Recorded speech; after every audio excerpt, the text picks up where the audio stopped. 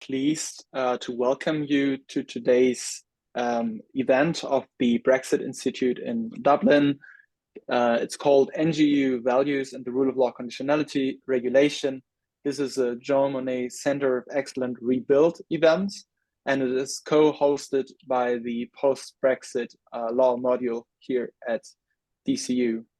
I'm very happy that you all came today to this fascinating event, and I'm even more happy that we have such a great line of speakers with us today.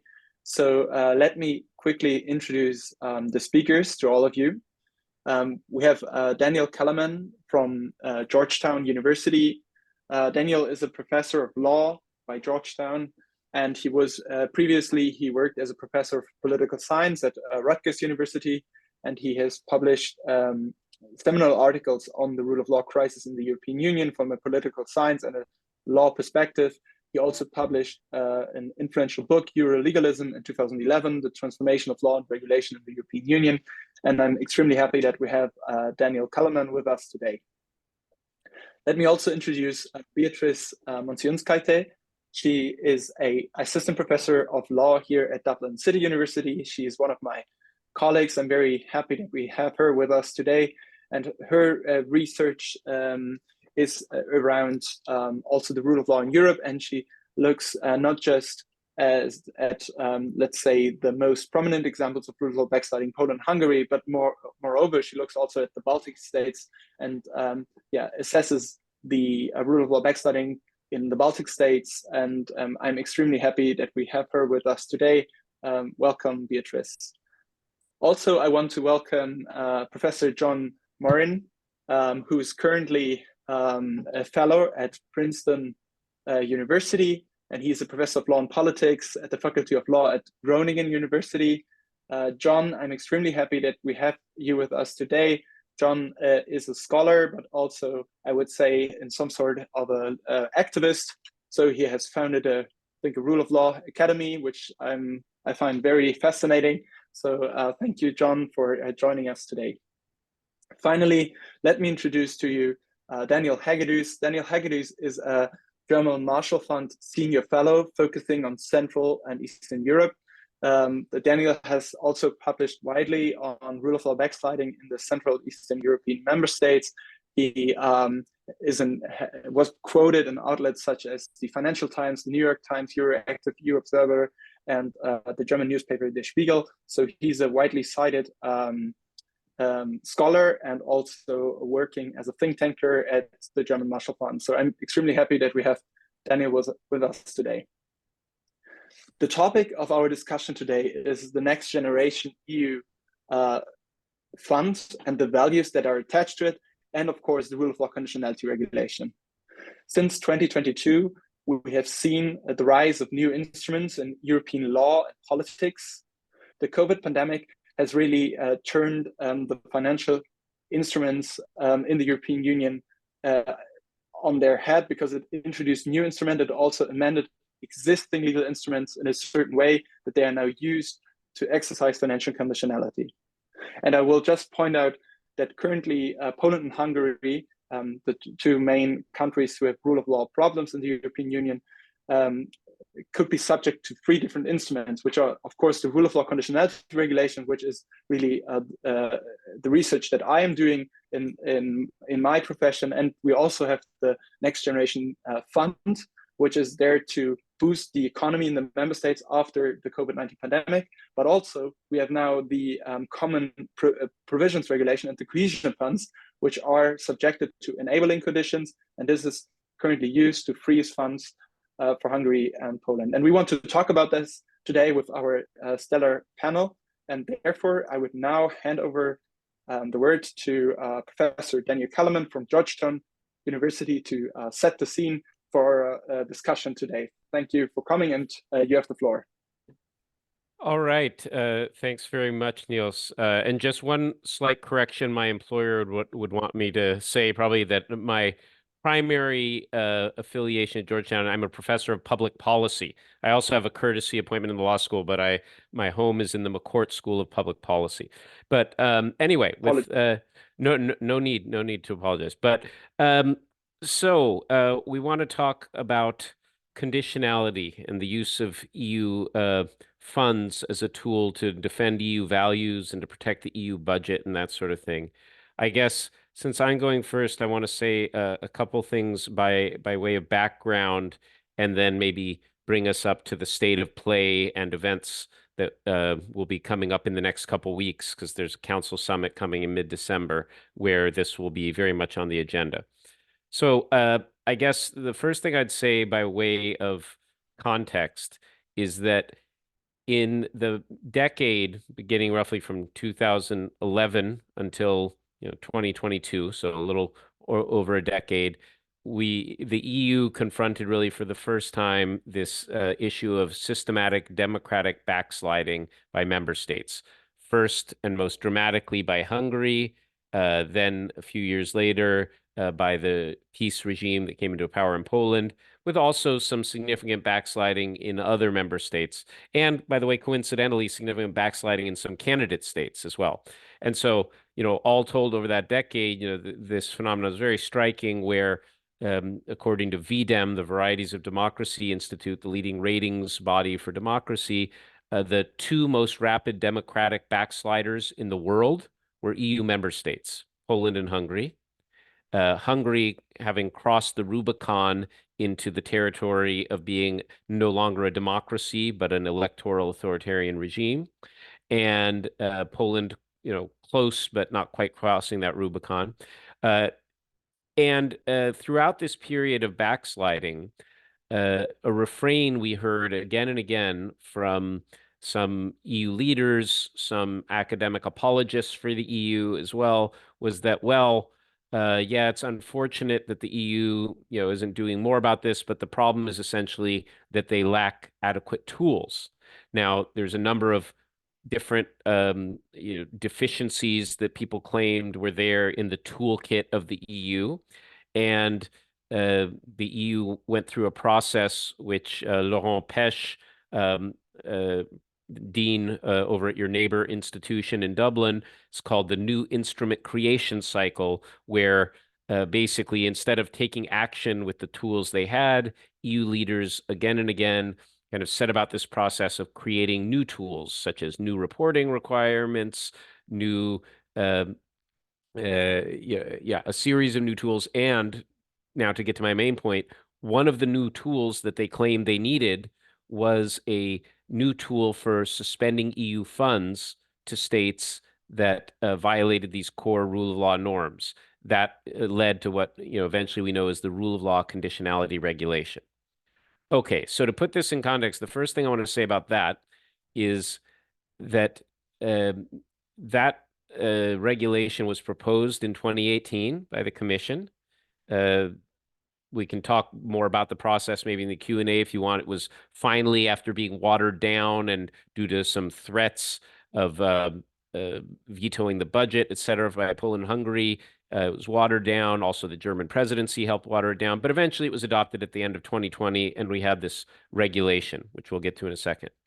I just want to say, I know it's annoying when people say, I told you so, but I might as well just say, I told you so, because in 2018, Professor Kim Scheppele and I, in Verfassungsblog, published a piece saying how to stop funding autocrats in the EU, where we made the point that the EU didn't need any new rule of law conditionality regulation or any new tools, that in fact, suspending funds on grounds of rule of law deficiencies would be perfectly doable within the context of the existing common provisions regulation, which was the main regulation which governs the spending of structural funds. Okay. Now, I think we were right, as I'll get to in a second. The developments subsequently proved that we were right. But, some people, maybe felt that that was a thin basis for taking kind of robust action on this. So anyway, they went ahead with creating this procedure. So as I said, the rule of law conditionality regulation is finally created end of 2020. Then the first thing the commission does is again delay action by first saying, well, we won't act until we've adopted some of these guidelines governing how we will use this regulation, which were not legally required. And also, we will not act until the ECJ has ruled on the annulment actions brought by Hungary and Poland against the regulation, which, by the way, was illegal of the Commission because you cannot suspend the application of a regulation simply because there's an annulment action. But they did it anyway. Okay, so finally, that process went through. The annulment actions failed. The Court of Justice upheld the regulation, and that brings us to sort of let's say 2022. Now, basically, what I want to say here is that, as I was saying, the Commission and other EU actors came up with every excuse you could imagine for a decade not to use the tools they had at their disposal. So why did they finally turn to using these fund suspension tools in 2022, 2023?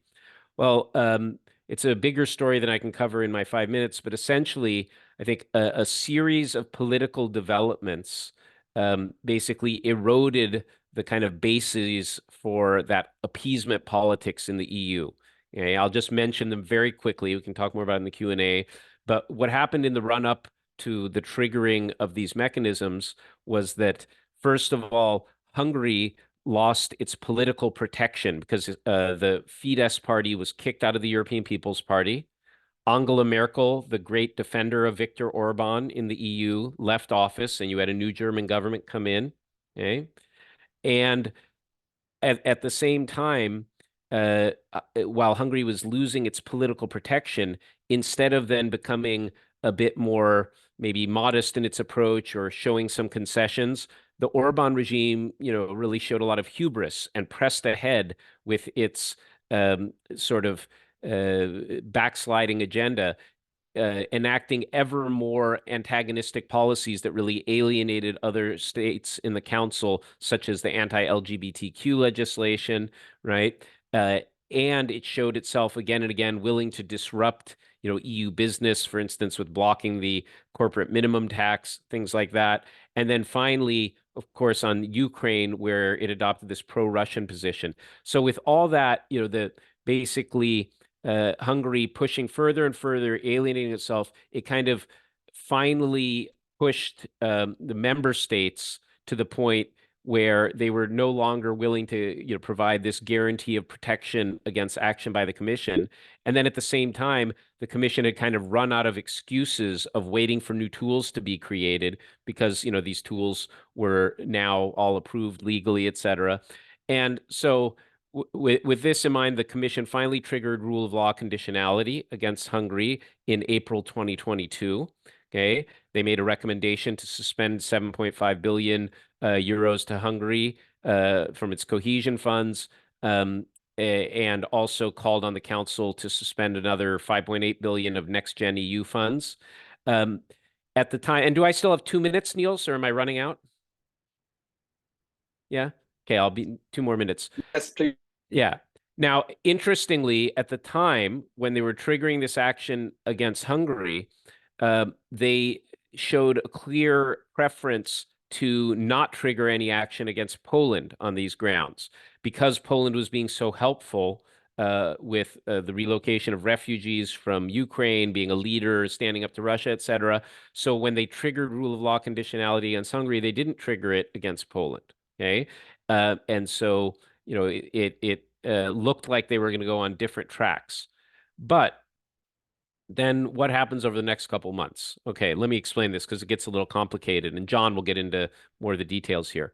But I think essentially what happened was this, that once there was finally this vote in the council to approve the invocation or the suspension of funds under the rule of law conditionality regulation, that sent a powerful political signal to the Commission that it had member state backing to go ahead with using fund suspension as a tool to defend. Nominally, it's defending the EU budget against corruption, but really, in a bigger sense, it was clear, that this was to defend rule of law values in the EU, right? And once that signal was sent, I think really what happened there is that within the Commission, that sent a broader signal that it would be, politically acceptable to use other tools it had at its disposal to suspend funds. And that's where we come back to the I told you so story, because then they also say, well, the same factors that we used as our justification for invoking the rule of law conditionality regulation also demonstrate that Hungary is in violation of the horizontal enabling conditions, as they're called, that were attached to the next gen EU funds in terms of the rule of law conditions attached to those. And likewise, the same kind of set of conditions that are embedded in the new version of the Common Provisions Regulation that applies to all structural funds. So then they went ahead and went beyond the specific bucket of funds that were suspended under the rule of law conditionality regulation and did a much broader suspension of funds using these other tools, which again didn't require votes in the council, legally speaking, and these are tools that they had at their disposal anyway. And then the final thing I'd say is, okay, what about Poland? So didn't I say a second ago that they wanted to appease Poland? They did. And this is, I mean, to me, it's a quite incredible story because really what happened is the commission wanted to give Poland the money, okay, because of everything happening with Ukraine. But the horizontal enabling conditions, like they actually have like a kind of memo you have to send when you're getting your, plans approved, and you have to sign off and say, we comply with ECHR judgments. Okay, I'm oversimplifying slightly, but that's basically what it boils down to.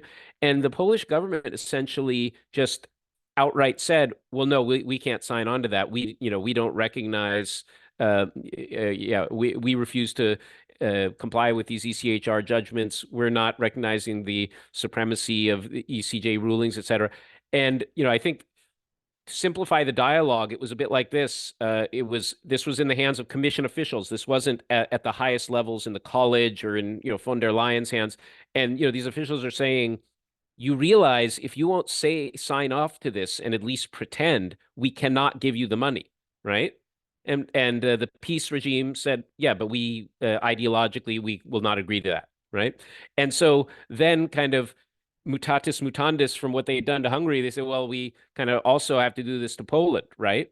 And so then in the end, you end up with also 138 billion funds being withheld total between Hungary and Poland.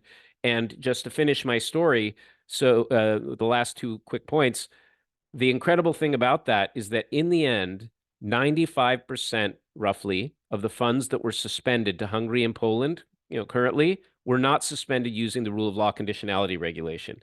They were suspended using these other tools, and in particular using the common provisions regulation, financial regulation, things they had all along, which didn't even require council votes. Number one. And then the very last thing I'd say is that now Hungary is, as you all see in the newspapers, trying to extort the EU very openly, basically saying, if you do not release our recovery funds, right, and our other structural funds, et cetera, we will block the EU funding package for Ukraine and the opening accession talks for Ukraine at the Council Summit. And I believe, was it yesterday or today, Orban is dining in the Elysee. Michel went to prostrate himself to the autocrat in Budapest last week. So it looks like EU leaders are in a mood for appeasement once again. And I would predict that we're probably going to have a lot of the funds released relatively soon, and they will cave into extortion, which will only invite more extortion down the road and a tragic outcome. Thank you. Thank you very much, Dan. Fascinating talk and quite sad end note here, but I hope we can discuss this a little bit further now. And let me just add as an organizational note, point out to everyone that this seminar is recorded, and we will now move on to our second speaker, who is Dr. Monsionskaite from our own DCU. So you have the floor, Beatrice. Thanks, Niels. Thanks for having me. So first of all, I'd like to point out that the Baltic states have long been major net recipients per capita of EU funding. Not as much as Poland and Hungary, but still major net recipients. And EU funding has amounted to about 4% of the Baltics' GDP per year over the last decade. All three Baltic states are in line to receive billions of euros in grants and loans as part of the Next Generation EU initiative. And it's due to be spent on modernizing the agricultural sector, climate action, and of course the major Rail Baltica project, which is going to link the Baltic cities with the rest of the EU and is in a lot of ways representative of the Baltics moving away from their Soviet past and their connections with Russia and further integrating with the rest of the EU. In terms of the current state of the rule of law in the Baltics, it's relatively strong at the moment, although there are some major issues and concerns to note that also would link in well with what we are going to discuss about Poland and Hungary. As I argued in my thesis and an article I'm currently working on, Lithuania and Latvia in particular had a number of issues regarding the attempted politicization of their apex courts and the media, and an unwillingness to recognize minority rights, especially the rights of the LGBTQ plus community and the Roma community. And these issues are concerning and have had the type of systemic quality that we have seen in Poland and Hungary, but of course not to the same extent.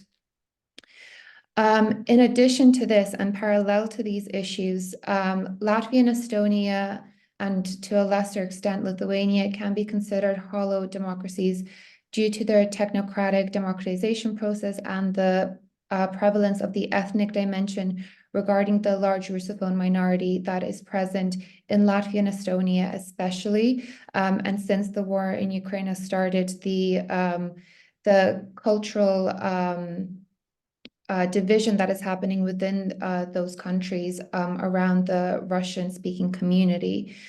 I argue here that the combination of these factors show that there are different types and circumstances to democratic pathologies that exist in the EU that are different from Poland and Hungary as compared to if we compare them to the Baltic states. So it's a convergence of democratic illnesses, if you want to call them, regarding technocratic hollowness, ethnic hollowness of democracy, and at the same time, these create a risk factor for backsliding on stuff like the rule of law and democracy. So as I mentioned, the Baltic states are some of the largest net recipients of EU funds in the Union, and now between the 2021 to 2027 EU budget and of course the novel Next Generation EU funding, it has come at a pivotal time, these funding initiatives regarding the EU's evolving rule of law crisis and how it has moved through the last decade or so, and the convergence of this as well with the war in Ukraine and the culmination of Russian aggression peaking with the war in Ukraine in early 2022. And this is where I would suggest that the Baltic states have firmly positioned themselves as aligning with EU values and policy as going the way that Poland and Hungary has, leaves the Baltic states at a huge geopolitical risk and geopolitically vulnerable as they are heavily reliant on the support that is available to them from the EU as well as from NATO. So they are ideologically trying to really align themselves with EU values. As well as this, the increase in available funding for member states and the EU now clamping down on breaches of the rule of law and rule of law backsliding in Poland and Hungary is acting as, I would argue, a large deterrent in terms of potential politicians seeing opportunities for rule of law backsliding as a kind of a viable political strategy. And they are recognizing that this is no longer acceptable in the EU, and now this is being connected with the withholding of EU funding, and they are seeing this as a politically risky move, something that is likely to lose them votes in elections. So I would argue that the value of linking EU funding with conditionality of some sort, if it isn't successful in its function, but symbolically it is still very much a strong deterrent, I would argue, for countries that have dabbled in a bit of rule of law backsliding, especially politicizing judicial independence or media freedom, attacks on media freedom. Now the dynamic has been changing. So the way that Poland and Hungary have been treated recently by the EU is acting as a deterrent for these other countries. I would like to end on the note that even though it remains to be seen how effectively the Commission utilizes the conditionality tools that are now available to them, I think a space to watch in this area is the idea of linking the rule of law as an Article 2 value with fiscal and economic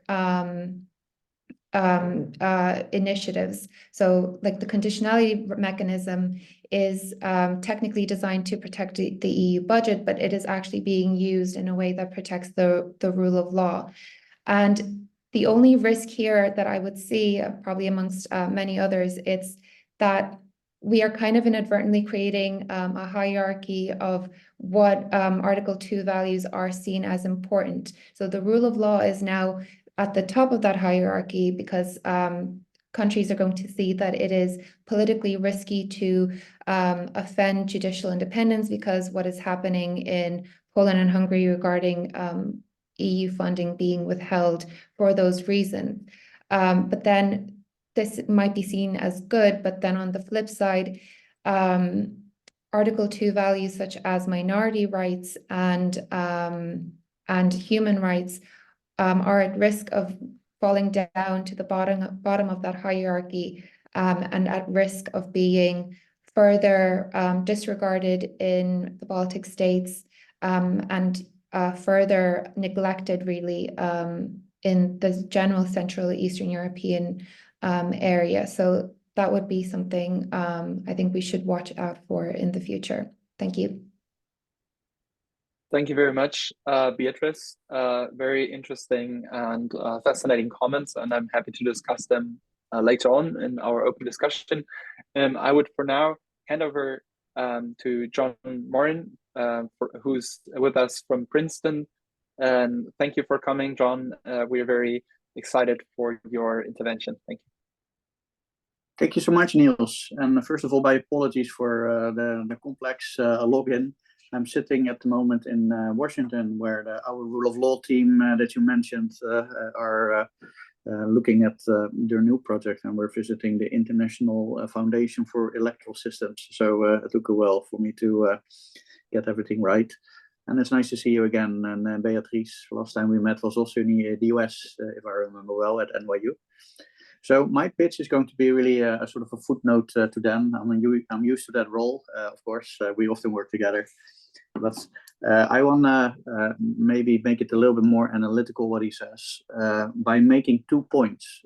And my headline would really be, at the moment, we don't really know what conditionality regime is really in place in the EU, because there's 3 in force simultaneously, and although they have strong overlaps, they also have very different procedures to kickstart them, to end them.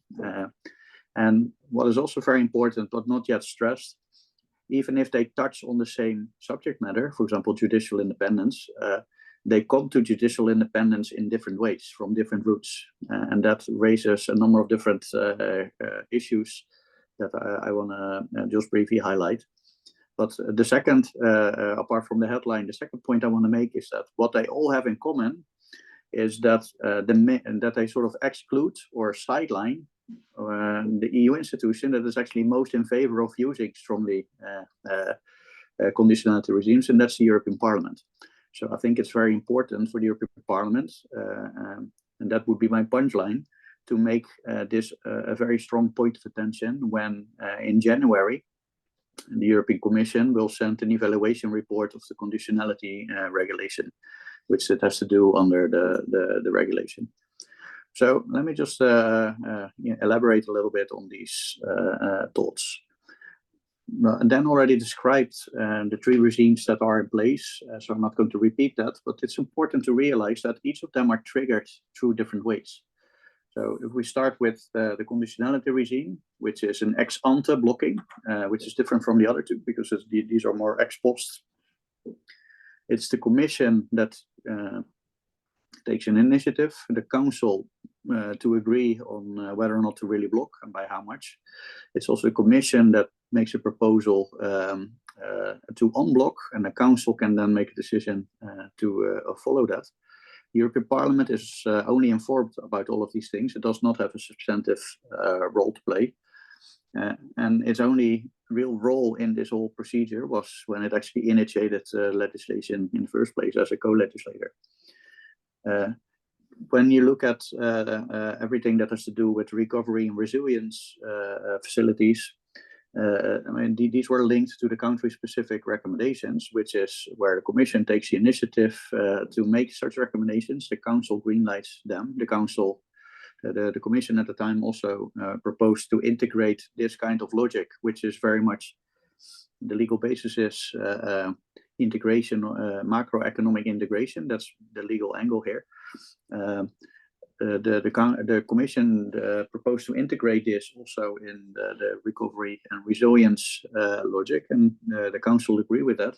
And there again, the European Parliament has not much of a role to play.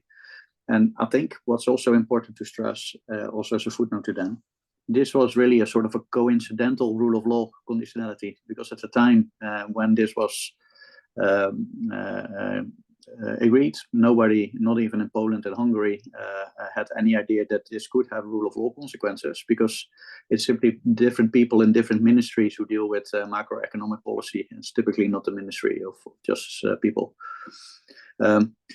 So that's the reason why Hungary and Poland did not oppose to that at the time, but only went to court over the conditionality regulation. Now, the Common Provisions Regulation is even more obscure in terms of its governance. Of course, it was agreed to have conditionality in Article 9 laid down, sort of a general enabling condition. But here the legal angle is again different. It's basically not so much a conditionality regime, but I would argue it's just sort of an explication of a general requirement of legality, that you cannot do anything in EU law that contravenes the Charter, which in itself is primary law. So it's not sound financial management so much the logic, but it's sort of an explication, or at least that could be my argument, of a general requirement of legality of everything that you do in terms of EU law, including spending money. And at the time that this was introduced, again, Dan Kellerman and Kim Lane-Chappell wrote about this in 2018. But not so many people immediately made a link to the more general rule of law issues, because it's a very specific angle, fundamental rights protection. So this raises, I think, a couple of different issues. If you now apply both procedural and substantive issues, I'm start with the procedural one. What you now see is that all of these things are triggered simultaneously. So you have ex ante and ex post, specifically for Hungary, working simultaneously. But you also have all of these different governance issues going overlapping each other. And specifically, the Common Provisions Regulation is really the Commission, and by an unknown procedure, deciding to trigger the regulation. The enabling condition, my apologies. It does so for each of the specific funding lines residing under the Common Provisions Regulation, so mainly cohesion funds, but also funds in the justice and home affairs area. Bizarrely, these things are not automatically published. You have to do a freedom of information request to figure out quite what are the reasons for this to be triggered. But what is even more problematic in my view, and that is going to be very topical very soon, I imagine, is that it's also completely unclear by what procedure you then unsuspend funds. If it's unclear by what criteria you actually trigger it in the first place, it's also then unclear by what by what criterion you can walk back on that. The only thing that's clear, it's really within the discretionary remit of the Commission. At least that's its own self-understanding of it. So the governance of all of these things that relate to the same problem, for example, judicial independence in Hungary or Poland, they're now applied on top of each other, and it's unclear whether this could then lead to, for example, a situation where a judicial independence problem is solved from the viewpoint of the Charter of Fundamental Rights under the Common Provisions Regulation, but could still not be. It could still justify keeping money suspended under another legal basis, sound financial management. So that is an open question at the moment, whether these things are automatically untriggering each other, whether if you make a judgment that under the cohesion funds, there's no longer a problem with the Charter, could there still be a problem with sound financial management? I think that this is something that will soon be that will become a question. I think it's very likely that this is purely a law professor speculating on this, very purely politically and policy-wise. I think it's very likely that if you untrigger one thing, you will untrigger everything else.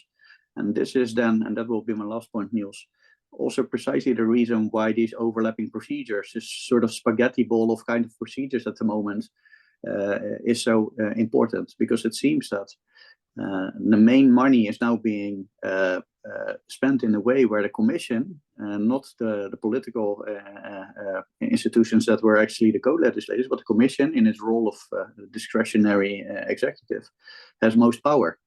And I think that this could be something that the European Parliament could problematize, to ask for the Commission to make much more specific under what conditions it triggers the Common Provisions Regulations enabling conditions, but also under what conditions it untriggers it, and maybe make that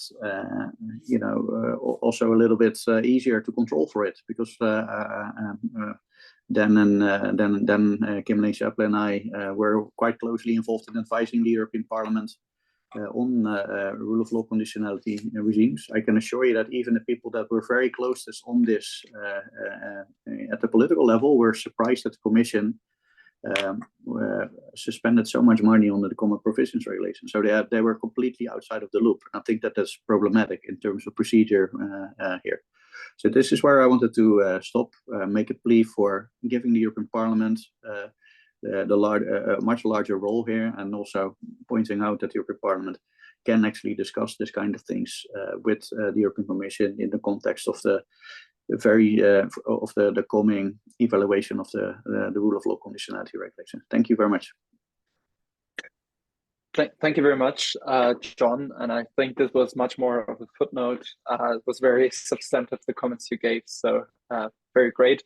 And I think this really triggers democracy, the democratic accountability question here with the Commission deciding without parliamentary oversight.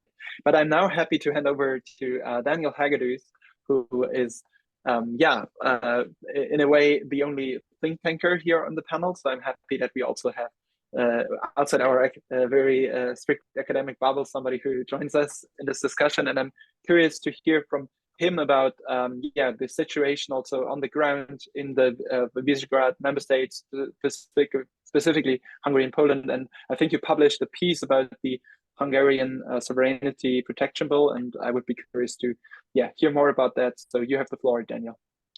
Thank you so much, Niels. Thank you for having me. And I'm happy to talk about the sovereignty protection bill, but if you allow me, I would like to pick up the line where Dan dropped it at the beginning. And coming back to the question, in what extent is actually the protection of EU values and the rule of law a legal issue, and in what extent subject to very strategic political cost-benefit calculations and considerations. And I'm not providing any answer to this question. I just would like to underline that the next coming weeks and months will put a very difficult test, or will put the European Commission into a very difficult test in that regard.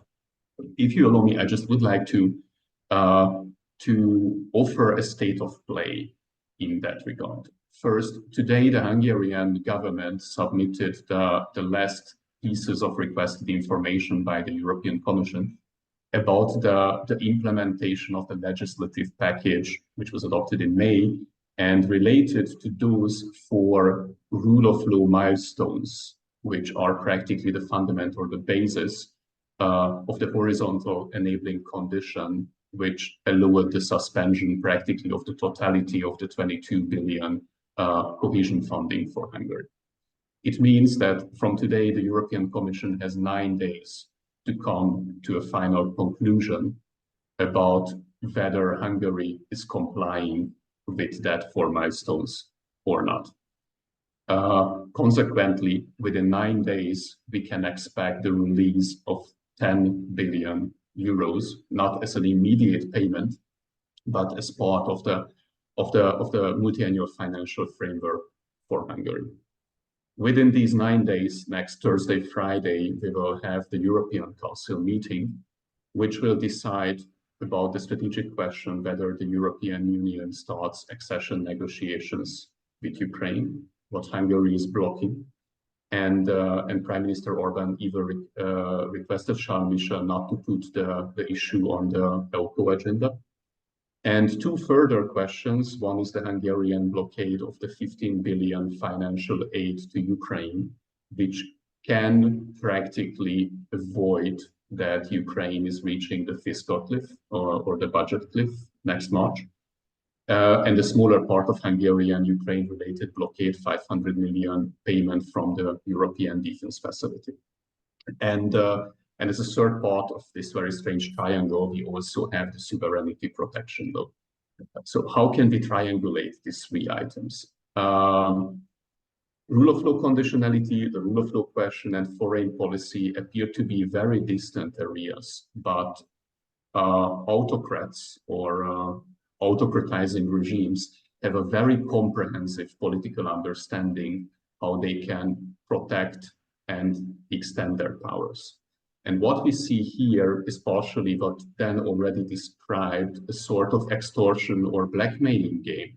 But I would argue that it goes beyond the known levels. It's not anymore just seeking some tactical transaction, releasing of certain funds to in exchange of Hungary supporting very strategic Ukraine-related decisions.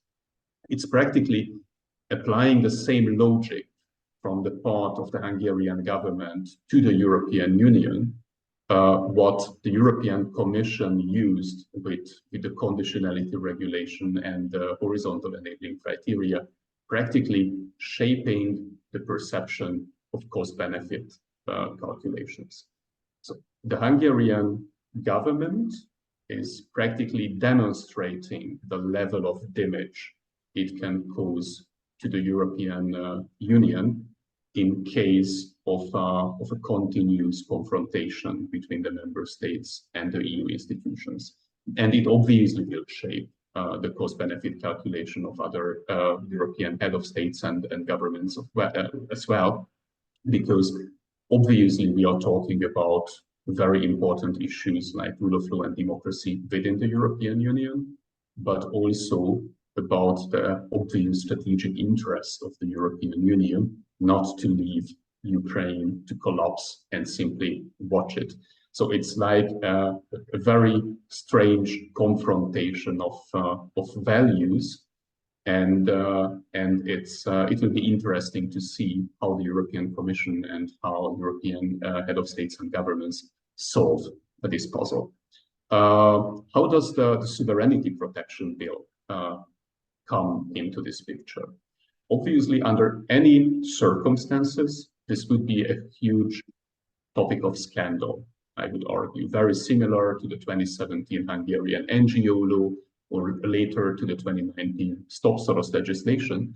And with what we are able to observe is that practically except the civil society landscape, no one is talking about this topic because it's obviously not reaching the level of attention if such strategic issues are at stake, like, for example, the support to Ukraine. So a part of an escalation where the Hungarian government demonstrates what damage it can cause, practically under the carpet, it's also pushing with a very significant legislation which improves the authoritarian characteristic of the domestic landscape. If you allow me, just in 3 or 5 sentences, I would like to explain why I believe that this is really a new quality of autocratization in Hungary. Very often the parallels of Russian foreign agent laws are used or were in use since 2017. I think these parallels are bad for 2 reasons. The first reason is that the Hungarian legislation in its substance goes well beyond of the Russian counterpart. It practically establishes a Bureau of Sovereignty Protection, which has practically unlimited investigative competences to scrutinize both civil society organizations and independent media, which might influence public discourse or the electoral will of the Hungarian people. So the totality of the Hungarian civil society sector, with some political activities and all remnants of the independent free media in the country, will be subject to that. The Bureau can ask the assistance of any state institutions, including the Hungarian intelligence community, which is also named checked in the law, which organizations have to comply with the request of the Bureau. Its procedure is not bound by Hungarian administrative law, and no legal remedies are available against its activities or actions.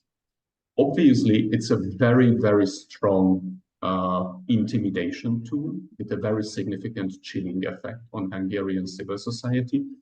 As you might know, the German Marshall Fund is also a democracy assistance organization. And if we take a look on the number of applications we received from Hungarian CSOs since September, then I can confirm that the chilling effect is very, very obvious. Even now, we are still before the passing of this law. But there is also a second part of sanctions there, which applies to candidates or organizations supporting candidates who receive foreign funding, because in their case, the punishment can be up to 3 years in jail, and the financial penalty totaling up to the double of foreign funding received. And that level of criminalization is really unprecedented in the European Union. I mentioned that there are 2 reasons why I believe that the Russian foreign agent law is a bad comparison. Second one is that in this case, the Hungarian law clearly uses the language of the EU discourse of combating disinformation and malicious foreign meddling into elections, and practically the language of electoral interference. What we see here is an attempt, once again, trying to make building blocks of an authoritarian regime compliant with EU law. And unfortunately, my first analysis would be that this law is much more compliant with EU legislation than the previous 2017 Hungarian anti-NGEU law was, because through this very strong and direct link created with electoral integrity, the argument that the free movement of capital can be suspended or limited through public order or with the reference to public order, I think will be more convincing before the Court of Justice of the European Union that was in the case of the 2017 Hungarian anti-NGEU law. So we see here a more sophisticated attempt to achieve the same goal than 6 years ago. And here I just would like to underline once again the importance of this whole trend, what we see here. It's very simple to build authoritarian structures outside of the European Union, but I would say a very difficult and complex intellectual task within the European Union. And the Hungarian regime already succeeded with that task in a couple of cases. I just would like to mention the concentration on the Hungarian media market. And in this case, even though the European Commission will start an infringement procedure, that will still allow 2 to 3 years for the Hungarian government to intimidate Hungarian civil society. And potentially, if the European Commission won't be successful between the Court of Justice of the European Union, then this law will provide a blueprint for governments within and outside of the European Union with similar ambitions.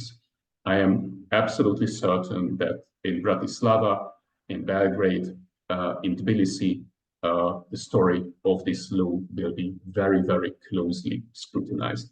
And really just coming to the conclusion, how can we avoid the situation that the political pressure on the European Commission will be so high that for political reasons, the legal procedures of protecting the rule of law and keeping the EU funds suspended will be potentially influenced in the negative direction.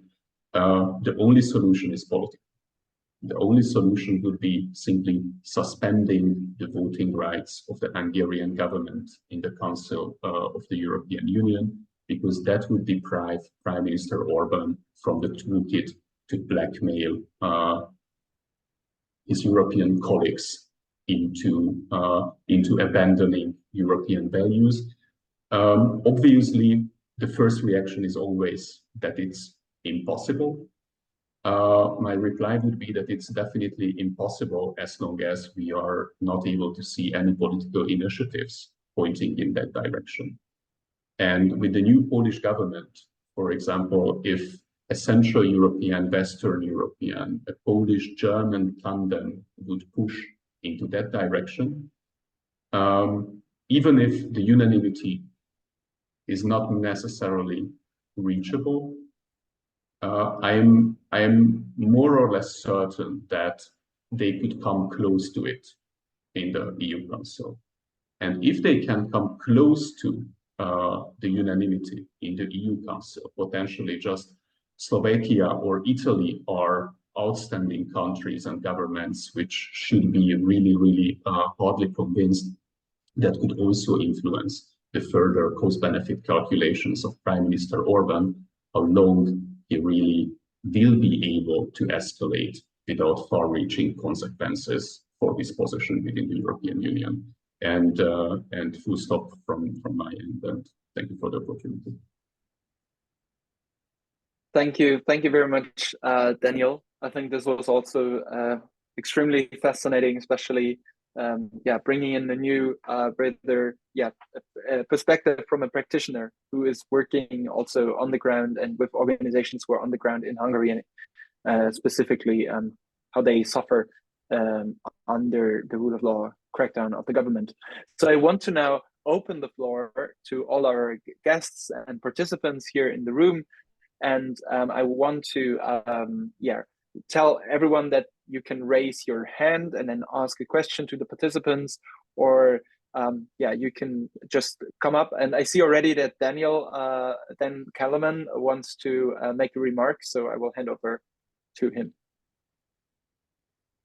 All right, thanks. Yeah, just one comment / question, on something Daniel Hegedus just said, and whether maybe he has thoughts or anyone else on the panel. I just wondered if there is one other way, Daniel. You said, the only way to deal with this is, to suspend voting rights of Hungary. I think that's a non-starter. It's not going to happen. And so I'm, wondering if there's another way. And I think there is one other way, which is the same thing, we saw in reaction to the Eurozone crisis, very different context. But when the UK was going to veto kind of collective, funds for and different things reaction to the Eurozone crisis, the member states went outside the treaty framework and just acted to create a new separate thing. And I would think if they really wanted to next week, and actually Commissioner Hahn said something like this in passing, so it's not like it's just my idea, they could just sign a treaty of 26 states to create a funding facility for Ukraine and pledge money to it. And then they could just leave Hungary out. So I think that sort of circumventing is another option that's there.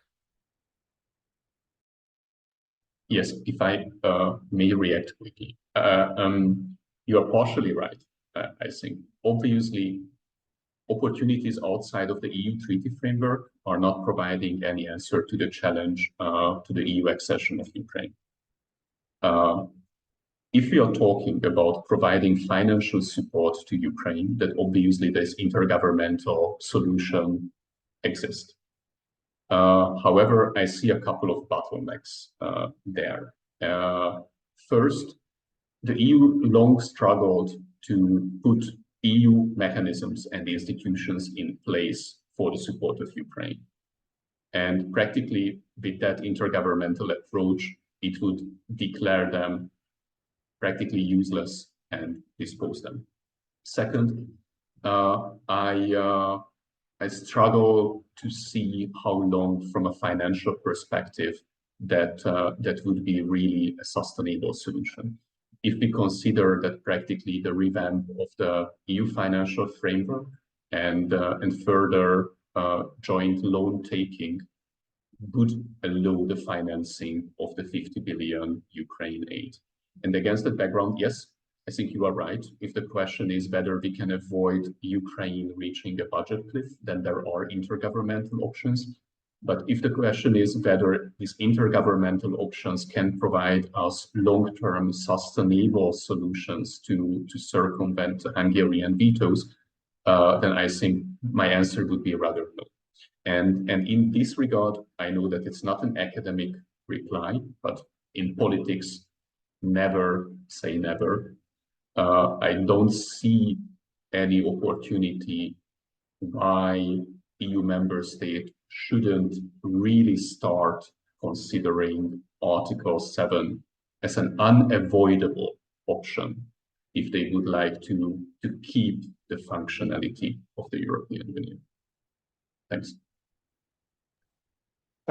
Thank you, Daniel, and yeah, fascinating view. And I think, yeah, the Article 7 procedure, we talked about it also today, is yeah, extremely fascinating. Eventually, this is the tool to deprive member states who infringe the values of the voting rights in the Council. I would now move on to the wider audience and the public, and I see that Mrs. Claudia Wiesner has raised her hand. So I would invite her to speak. Please quickly introduce yourself so that we know who you are, and then you're welcome to ask your question. Thank you. Okay. Hello, thank you very much. My name is Claudia Wiesner. I'm a professor of EU studies at Fulda University in Germany. Currently, I teach a course on the rule of law. And I work on the European Union in the world, and more recently on the conflict between democracy and autocracy. Which is the background for the question comments that I have. So the first question comment is to the whole panel. The picture that you depicted was rather depressing, because you seem to say, especially Daniel Hegedus at the end, that Hungary is not improving in terms of rule of law, but just getting more sophisticated. So the rule of law is not probably getting better, but they are more adapted to make it fit into the EU's needs. So did I understand that correctly? Then sort of the second thing, or the point that sort of worries me, is that you mentioned sort of in passing a possible Ukraine accession. And the impression that I get in monitoring the EU Commission's policies, and also part of what the European Council does, I get the impression that they are really very much favoring this idea of a geopolitical Europe at the expense of the rule of law. So if we just soberly look at Ukraine, then we see a very corrupt country that is not having elections in the moment, and that has a number of rule of law issues. So realistically, it would be very difficult, as according to the Copenhagen criteria, to make Ukraine access very quickly. Moreover, we see that conditionality is not really greeted enthusiastically in Ukraine when it comes to the Constitutional Court and other things. So it gives me a knot in the stomach to see this, because if now already conditionality is contested in Ukraine, what is going to happen after an eventual EU accession? So how would you judge that overall picture, given that the strategies of the rule of law critics get more sophisticated, given the possibility of a Ukraine's accession, and also given possible alliances, and the whole being backed by this preference of a geopolitical Europe over a rule of law Europe? Thanks.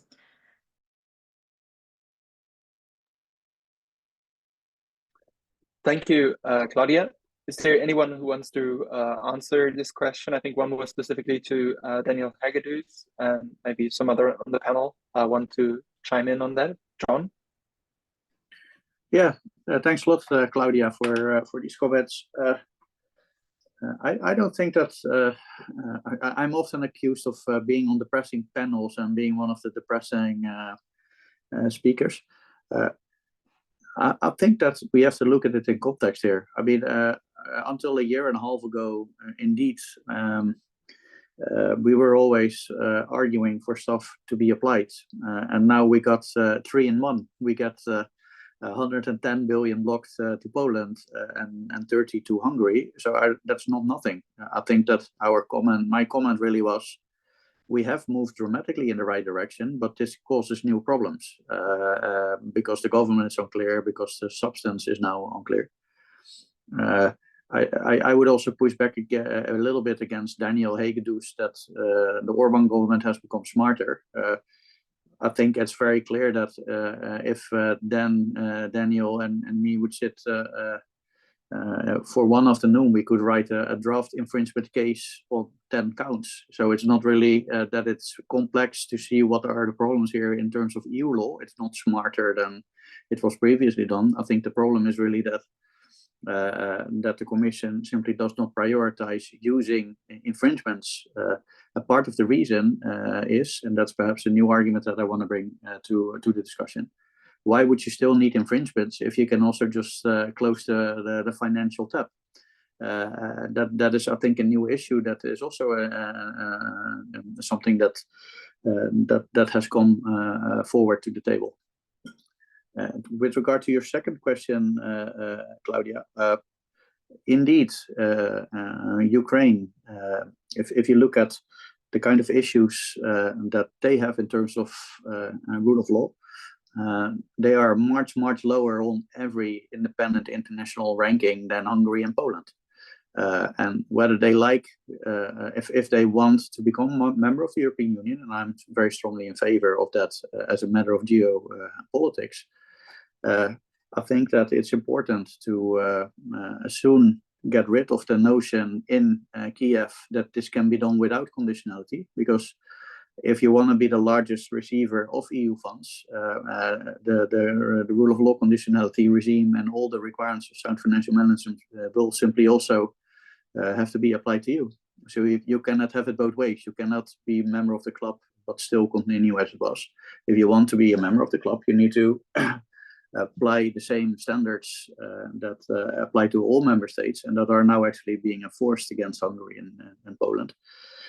So I think it's just political rhetoric, and we shouldn't take that so seriously. I think that for Ukraine, the interest of becoming a member of the European Union is much larger than the current issues with how to restructure the Constitutional Court. I mean, that's my initial judgment, but I don't think that this will automatically lead to a new discussion about the way that the recently adopted instruments have been adopted or something, or their drafting.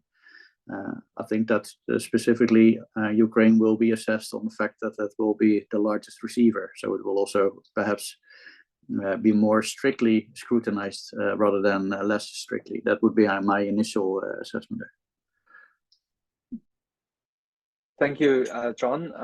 Daniel Kellerman, do you want to chime in on this question, or? Yeah, just one.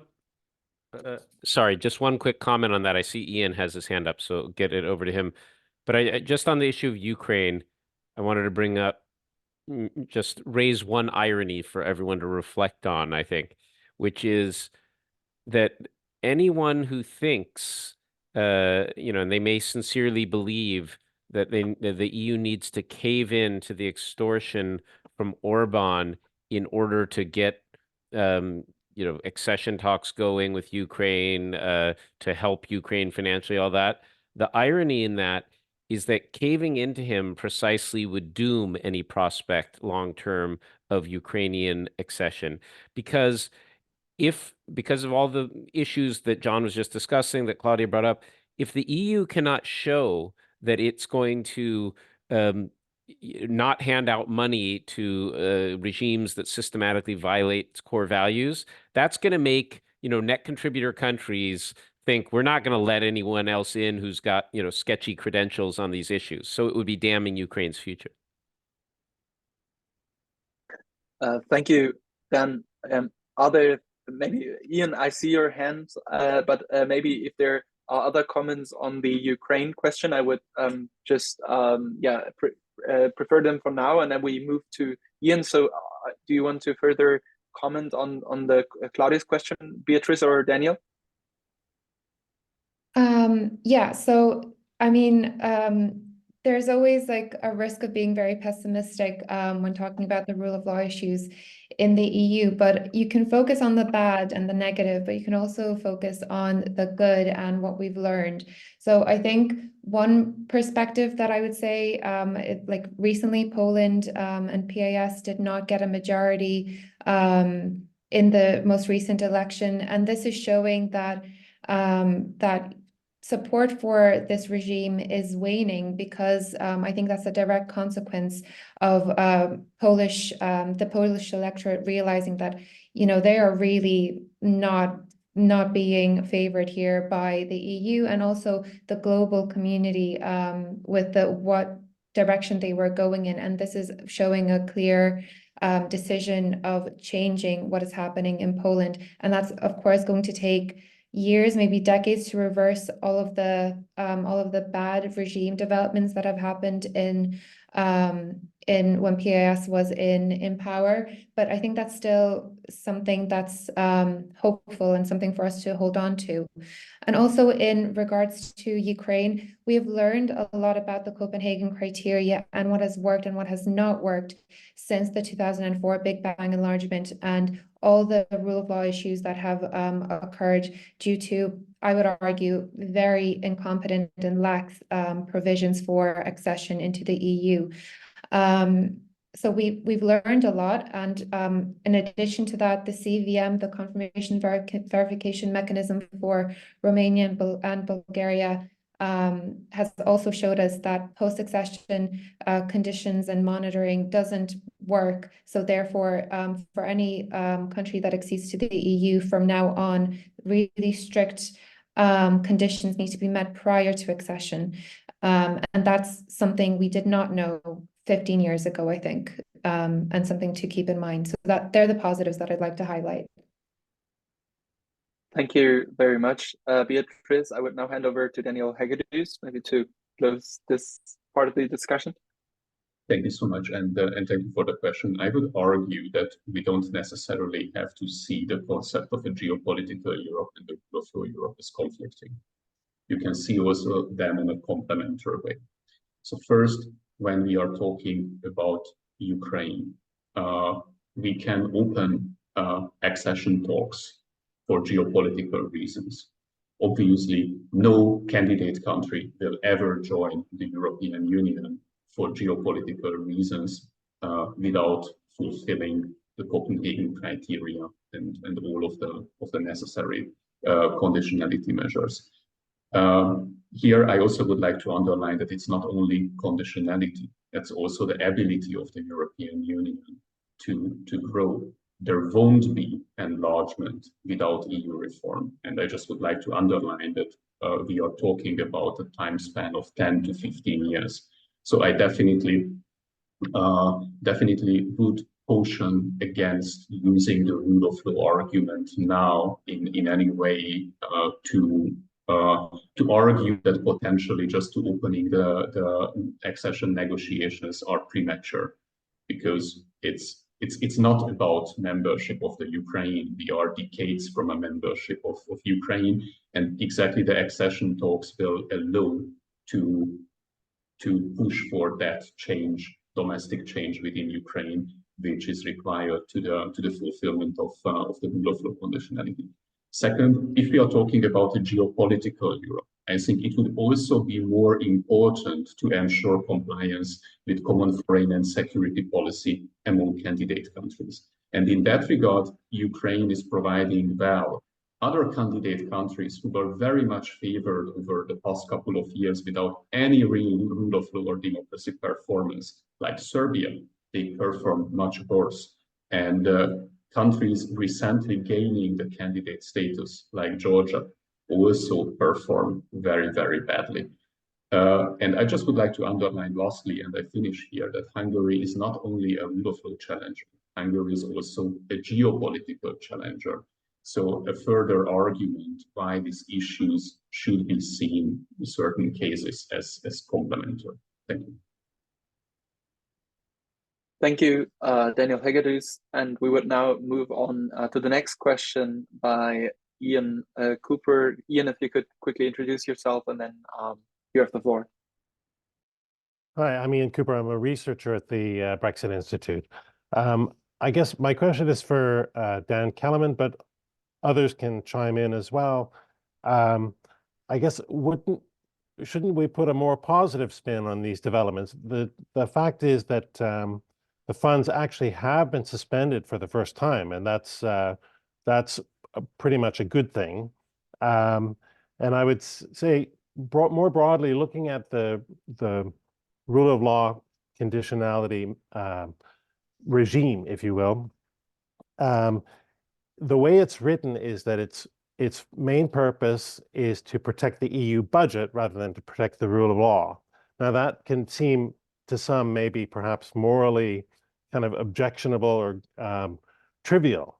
Like it's a little bit like going after Al Capone for tax evasion rather than for murder and being a mafia kingpin. But the thing is, Al Capone really was guilty of tax evasion.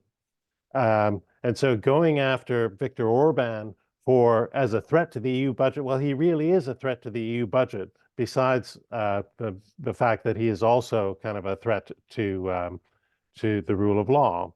And so if you look at it that way, then the suspension of funds can be seen as an end in itself, as a win, if you will, even if it doesn't lead to any change in the Hungarian regime or the behavior of Viktor Orban.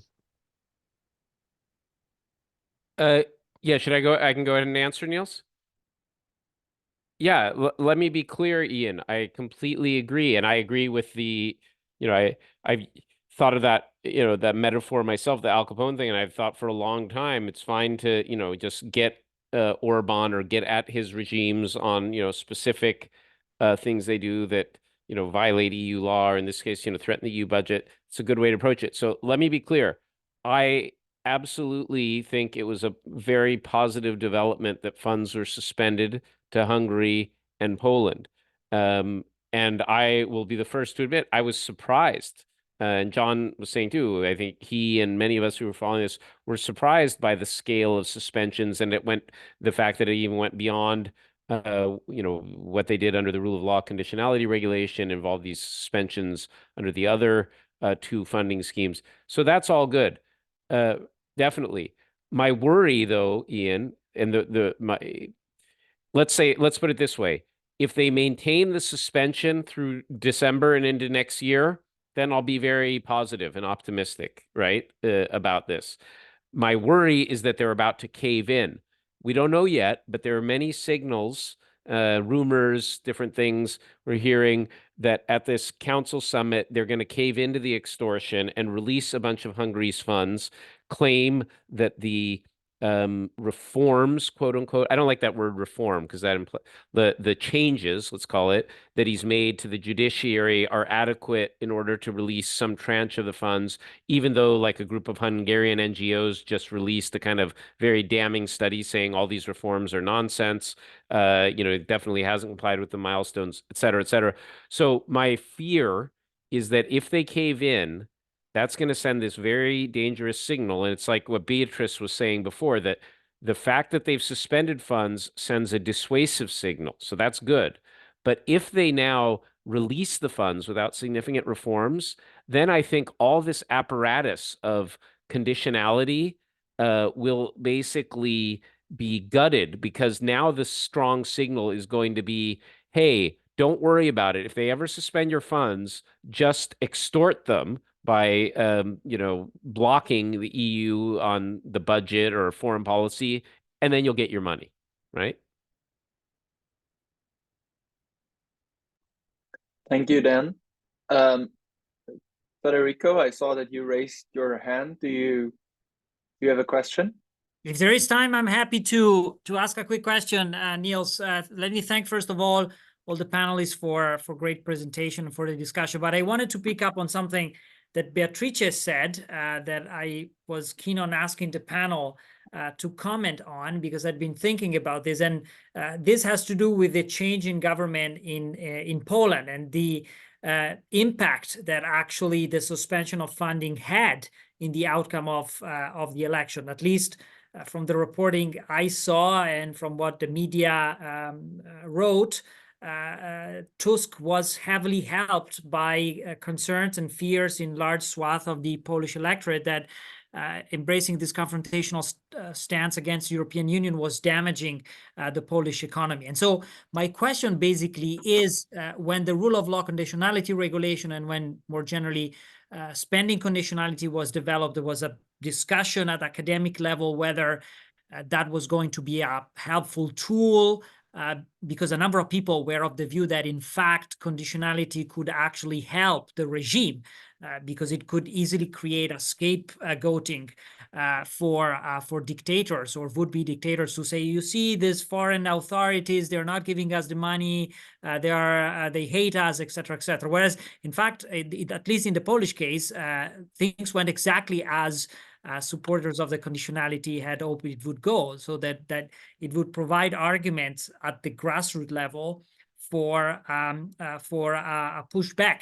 against authoritarian regimes. So I'd like to hear what people think about this, and then to make it slightly more scientific in a way, what factors help or don't help in allowing this grassroots response to conditionality and make that effective. Why is it Why is it working in Poland, and why is it not working in Hungary, perhaps? And therefore, what could be done? And then, as a footnote, but sorry, I realize I'm maybe asking too much, but I'm just enjoying this. And as you know, I work on those topics. Is the fact that Poland will have a new government going to make it any more likely that Article 7 is going to be used against Hungary? Now, it's true that Slovakia had elections this fall, where a new far-right government with sympathies to Orban is in place, but Slovakia is a very small state. I think it has a different weight in the council decision-making procedure than would Poland. So connecting to the conversation we were having about Ukraine facility, about the approval of candidate status for Ukraine on enlargement, is a change in government in Poland going to make more likely what Daniel Hegedus was suggesting earlier on, suspending the vote of a member state that is just becoming too unruly to work with in the council? Thank you. Thank you, Federico, for your question. I'll hand over to John. Yeah, a really excellent question, Federico, and also great that Beatrice brought this up. I think, to start generally, I think that being a member of the European Union slows your fall from democracy to autocracy. But bizarrely, and I think that this will be a topic of study for us in some of this group in the coming years, it may also complicate your bounce back. And the reason is that what now happens in Poland with a new Minister of Justice, for example. I would all recommend after this session that you Google Adam Bodnar OCO Press interview. Adam Bodnar is extremely likely the new Minister of Justice. And what Adam Bodnar says in that interview, it's about a week old, is the following. If I were the Minister of Justice,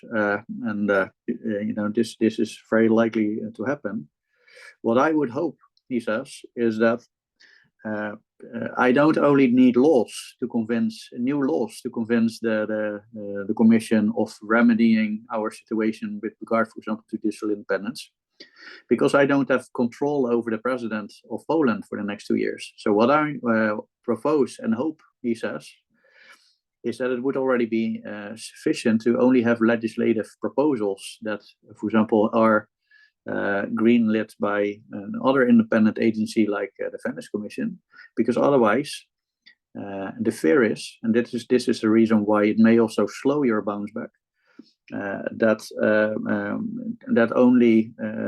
otherwise the fear is that Poland does not get its way, because otherwise you would set a bad example to other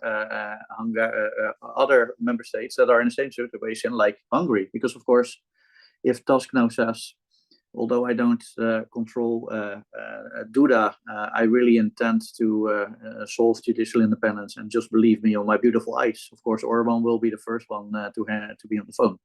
So I think that this is something that we will have to study more closely.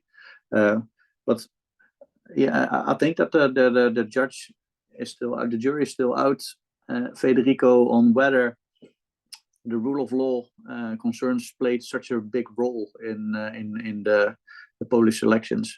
They did play a role, but it was not really a central theme. You see that, I don't know whether Daniel Hagedus, who has studied this much more closely than I did, would agree with me. But it was actually fascinating that the rule of law was really only addressed indirectly in the following way. For example, if you care to have more liberal abortion laws, you have to get rid of a court that is captured. So it was only a secondary issue starting from the content of let's say, abortion liberalization. So I think that it's still an open question to what extent that really played such a central role. And that, of course, is relevant for your question about the effect of conditionality. As to your very last point, about will this change something with regard to the Article 7, where you, of course, always had Poland and Hungary in this, and Niels, I'm sure, will also have thought about this already very hard. I am absolutely convinced it could, and I'm also absolutely convinced that this is the reason why Orban is going full frontal at this specific moment in time with regard to next week's European Council, because it's the last one where he will actually have support from a Polish government that is sort of more or less in the same category. But it's still, like you say, we may well also we have Prime Minister Fico. I'm doing everything in my power to avoid Prime Minister Wilders, but there may also be a Prime Minister Wilders, and then we will have gotten better in Poland, but we'll have perhaps other problems somewhere else. So it's also there, it's too early to tell. Thank you, John. And Beatrice, do you want to comment on that?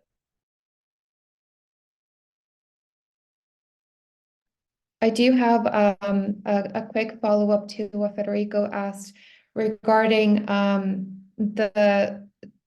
I would say that the conditionality and all of the bad press Poland and Hungary have been getting is leading to a grassroots response in the electorate. So, for example, regarding the conditionality mechanism, it made headlines. The annulment proceedings that were lodged by Hungary and Poland in response to the conditionality mechanism, they made headlines, and I really do believe that what most people, normal people that go around their day-to-day lives, what they see is, oh no, what we are doing here is really risking how much money our country is going to get from the EU.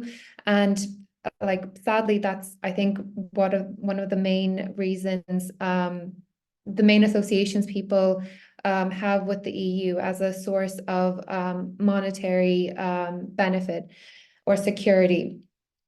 And no matter how much of the conditionality mechanism is actually withholding funding to Hungary, for example, I don't think that's what matters. I think what matters is the threat of it acting as a deterrent. And maybe might be too late for Hungary, but it's acting as a deterrent for other countries. And a way, I think, to make this even stronger is through regular monitoring. And I don't mean this in the way the CVM worked, only for specific countries, or like specifically in this case, maybe for Poland and Hungary. I mean monitoring of rule of law issues and values across all member states on an equal level. So no member state is being singled out really or blamed for anything in particular. And here, of course, I'm referring to the rule of law reports. I know so many people hate them and think that they are completely useless, but I do think they are, if they're used properly, and if the Commission would finally agree to not beat around the bush with them and really be used as a record-keeping device that is a soft law measure, but that can eventually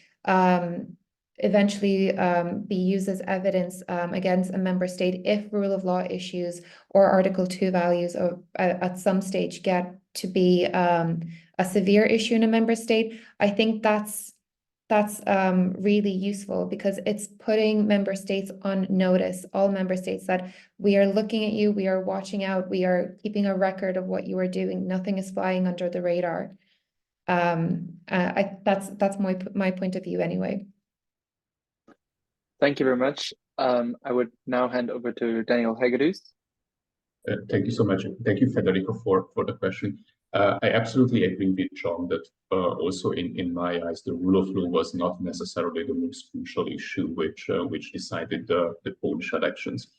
Nonetheless, if you are looking for certain variables which determine why potentially it benefited the democratic election outcome in Poland and didn't in Hungary, I think there's one very fundamental issue, and that's the level of competition in the political system.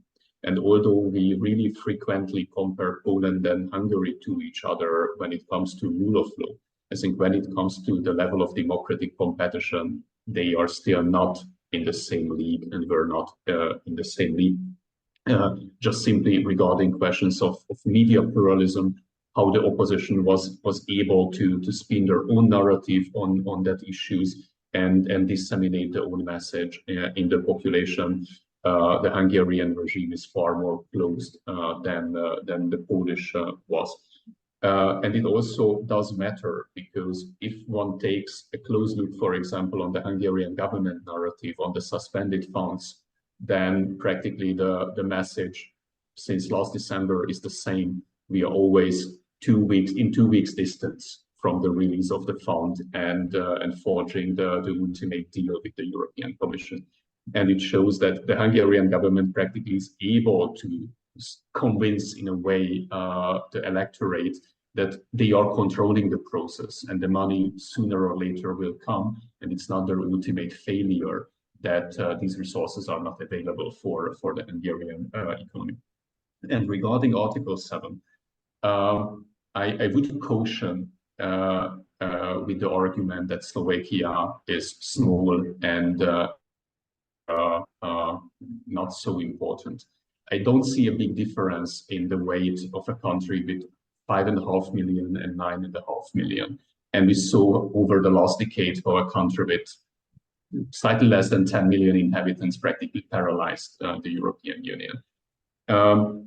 I think Beatrice mentioned an important point, and it's deterrence. And Slovakia will be an interesting case to see how this deterrence effect really works. Because in some respect, Prime Minister Fico got his mandate with a rather illiberal campaign and political package. What we already see is that the deterrence is not working at the field of foreign policy. Dan mentioned at the beginning that Hungary's pro-Russian stance played a significant role in convincing fellow member states to punish the country and the government on the field of the rule of law. We have seen a very obvious anti-Ukraine strategy on the part of Slovak Prime Minister Fico right in his first weeks. So at that field, the deterrence is definitely not present. And you mentioned Prime Minister Fico, you mentioned the potential incoming Dutch Prime Minister Wilders, but we didn't mention one name, and that's Prime Minister Meloni, who is potentially also one of the most important safeguards of Prime Minister Orban in the European Council. So there is a friend with 60 million, not only a friend with 5.5, but ultimately, I think that neither Prime Minister Fico nor Prime Minister Meloni is ready to go down in history for Hungary. And against that background, it's just a political coalition building and buying Italy, Slovakia, potential allies of Orban into that package around an Article 7 procedure. It might appear to be distant, difficult, or potentially impossible, but as long as it's not seen as a political project that should be realized, obviously, it also still it's unachievable. Thank you. Thank you, Daniel Hegedus. And we are now nearing towards the end of our debate. And Daniel and Kellerman, I will hand over to you, but I would ask you to be brief. Thank you.